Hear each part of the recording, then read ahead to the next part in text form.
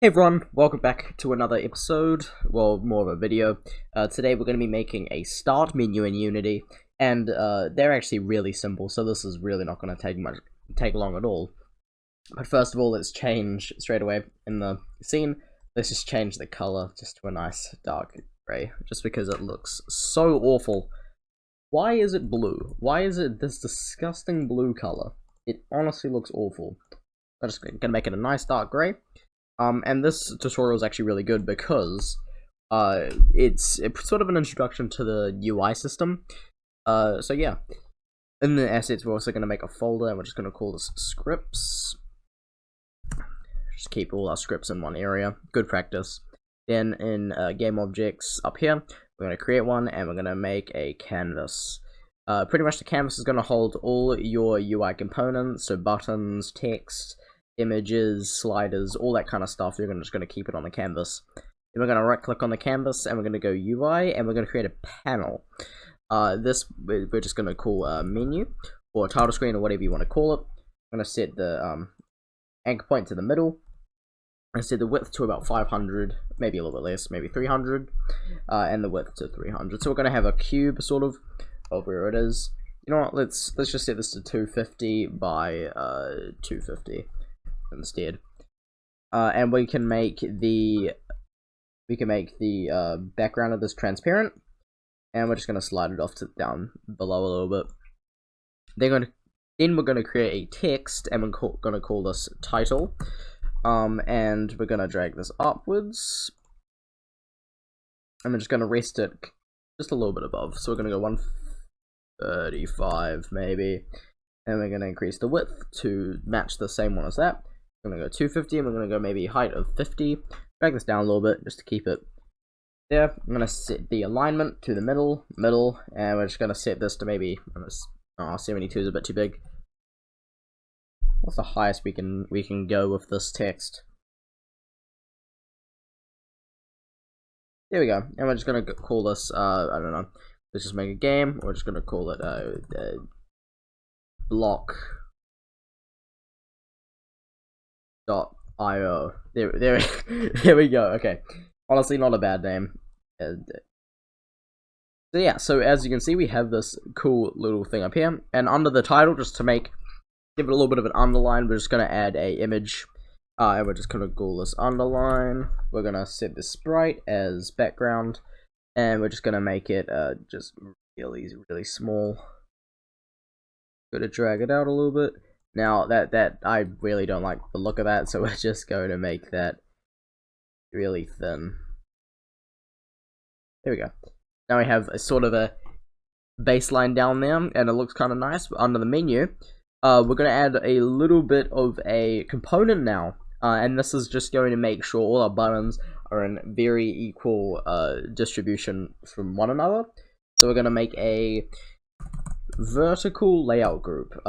You can just do this by going add component under the inspector and just add a vertical layout group. Cool. So on our menu, we now have our vertical layout group, so we can start making some buttons. So we're gonna right click under our menu, we're gonna go UI, and we're gonna create a button.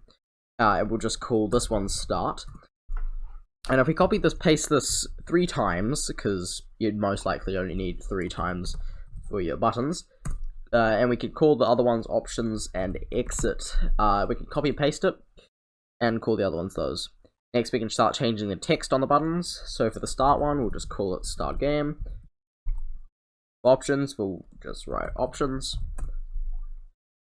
And for exit, we can write exit, quit, or whatever you want. Cool. So now if we chuck these up, they're a bit off center, you might realize. And that's because we haven't added any padding or anything like that. From the left, we're going to add about 50 maybe. 50 is perfect actually for padding. And if we want a little bit from the top, which we don't really, we can just set that. But if we don't want it, that's alright. It's cool. Yeah, so if you add some like that. But I kind of like it like this. I might increase the bottom to maybe 120. So they're all sort of together. And as you can see, we have them right here and there. Now, they're a bit chunky and a bit... Honestly, I don't really like the look of them. You might, but I don't really... it doesn't really dig with me, you know? It doesn't... Let's just gonna align that to the center. Cool. So if we click play now, one major thing that you're gonna realize is as soon as you go into play, it is a lot smaller than what you thought, right? So the best way to overcome this is to actually go under your canvas. Then under canvas, you're gonna choose the canvas scaler component already in your selector, and we're gonna go scale with screen size. And this makes it so no matter how big your screen size is in terms of pixels, it's always going to stay the same size. So now if we click play, and it's going to go into the game, as you can see, it's a nice size now. Now, the buttons, oh my god, they're still off. I dislike that. Let's fix those. So if we look at the size of the buttons, they are 160. If we set that to 150, actually, that should fix itself. Yeah. Fun tip, set your width to 150 and do what I said, and then it's even. Anyway, so if we go under the start options and exit now, we can I'm actually gonna give them no source image under the image component and set their transparency low or not very high. Yeah. So then, if we go under the text, we can set this to a white.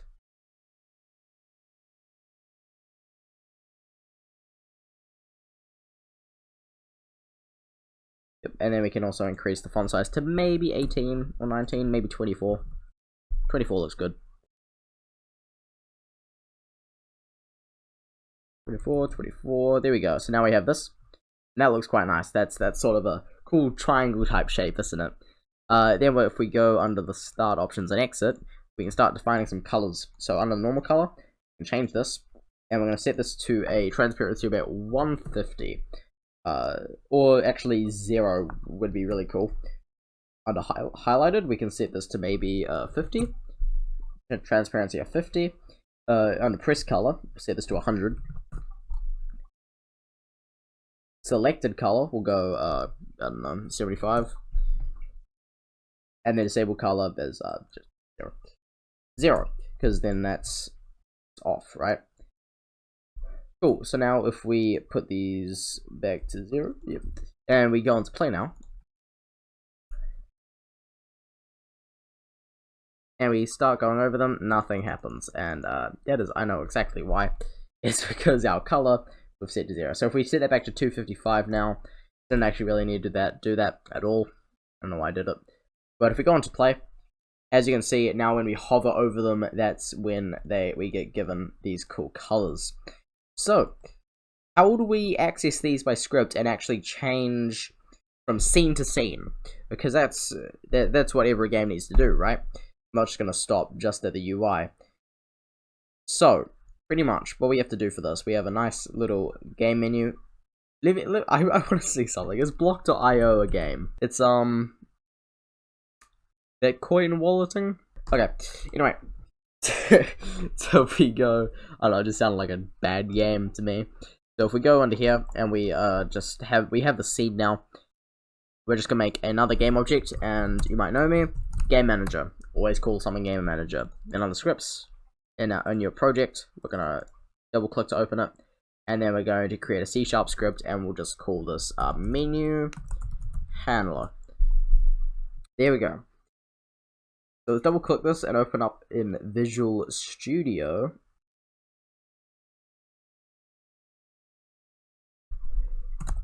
And if we just delete the start and update method, we're going to make a few functions. So straight away, up at the top, we're going to go using unityengine.ui. Cool.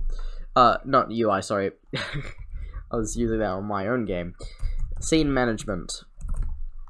And this is just so we can change scenes based on our clicked button. So pretty much, we're going to add a few strings. Oh, sorry, not a few strings.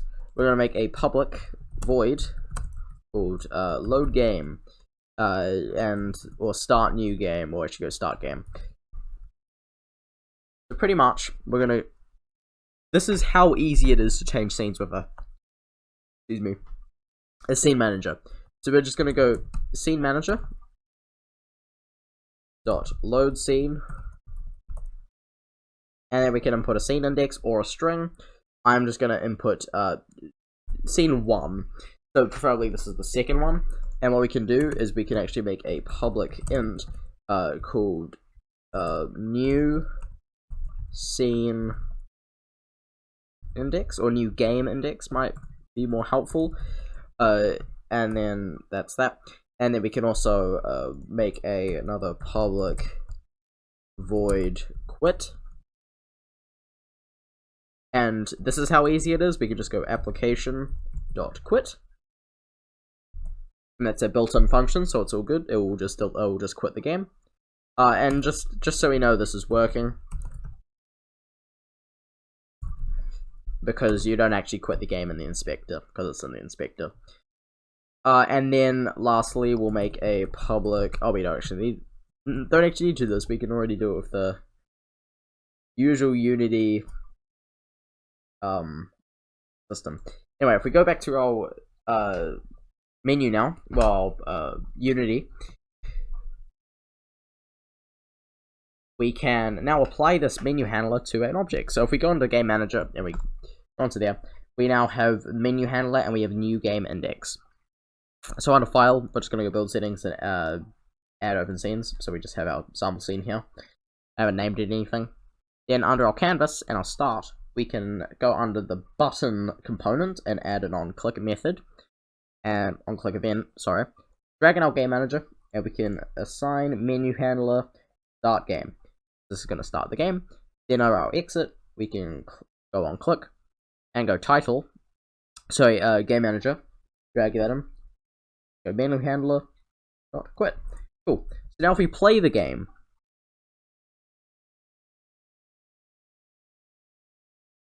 we click exit, we're gonna get the quit game console. But if we click this is not doing anything. We're actually gonna get an error because there is no level or scene in the build settings that has been loaded with index 1.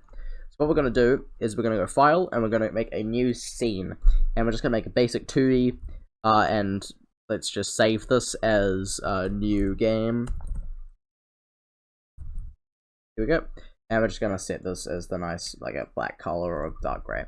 Cool. So now if we go back to our other scene now, sample scene, and then we go Build Settings, and we drag in our new game that has index 1.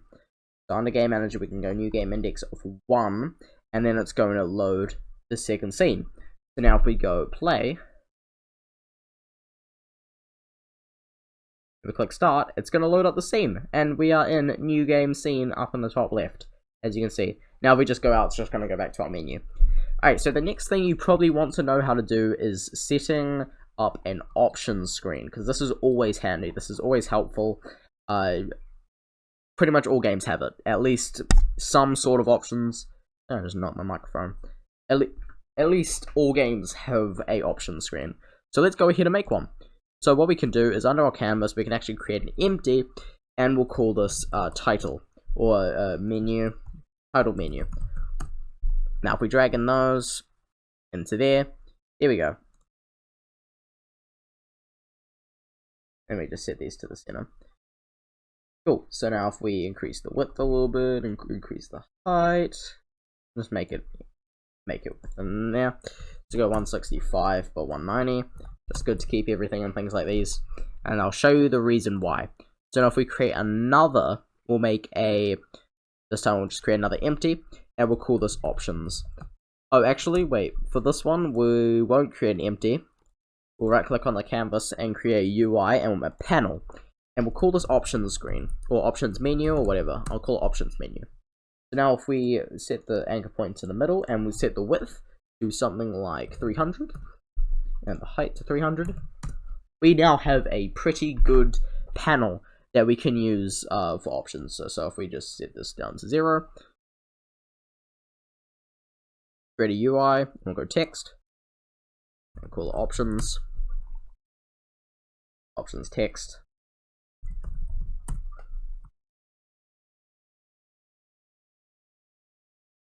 125, and we'll go set the alignment to middle, and we'll go 320, not 320 maybe. But 240. Height of 40. And then we can set the font size again. Font size. And we can actually just disable the title menu for now. A little bit of a pain. But I'll tell you what we will copy is we will copy the underline. So we'll go copy. And then under the options text, we'll paste as child. And as you can see,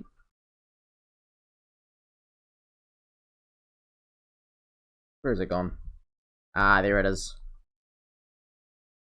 Set it right to the center. There we go. Now we have an underline, and we'll just set the options text to, yeah, something like that. Cool. So now we have new text, so we should probably change that, shouldn't we? Options.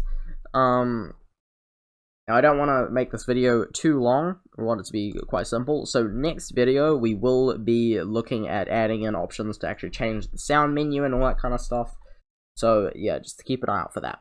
Now under the options menu, we have the options text, and we're going to add a UI panel, and we're going to be calling this buttons or options. Just call it options. Cool. So now if we set this to the center, make the height something like 250, width 250, and just drag it down a little bit. Set no background, and we're gonna, let's just say we're gonna add. What should we add? Maybe button. Or yeah, you know what? For now, we'll just add a button, and we'll call it exit. Or back. Oh, there you go. And we're gonna go down to text, and we're just gonna write back. And we're gonna do the same thing here. And to be honest, I'm actually just gonna quickly delete that. Copy the start one, and we're just gonna paste that as child into here. Yeah, so as you can see, it's not like this. It's looking really bad. I'm just gonna call it back. It's because we don't have the vertical layout group, so let's add the vertical layout group, and we're just gonna set a padding of 50 on the left, and but now we'll just go 50 on the bottom as well, in here, so it does look good. And I'm just gonna go back. So how do we implement this and make it work? Now this is actually really simple. First of all, seeing as we're on here, we're just gonna make an on-click method, or on-click event. Why do we keep saying method? And we're gonna drag in the options menu into the reference. Then under game object, we're gonna go set active or false. Then what we're gonna do is we're gonna go title menu dot set active to true. Then under, we're gonna quickly turn that off, turn title menu on, go into options, add an on-click, drag in our title menu. I'm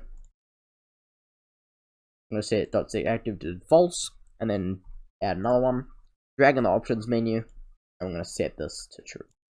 Cool. So this should actually be it. We now have a pretty well-functioning options menu that doesn't do anything quite yet, but if we go here, click on options, we should have our options here. Go back, and we can go, just click on that. Accidentally clicked on it.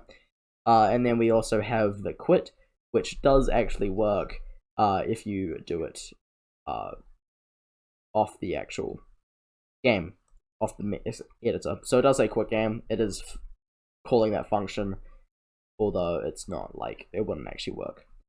Anyway guys, hope you guys enjoyed this super quick and simple tutorial. If you did, you know, click the like button, subscribe. Only a very small percentage of you are subscribed, because I don't know why.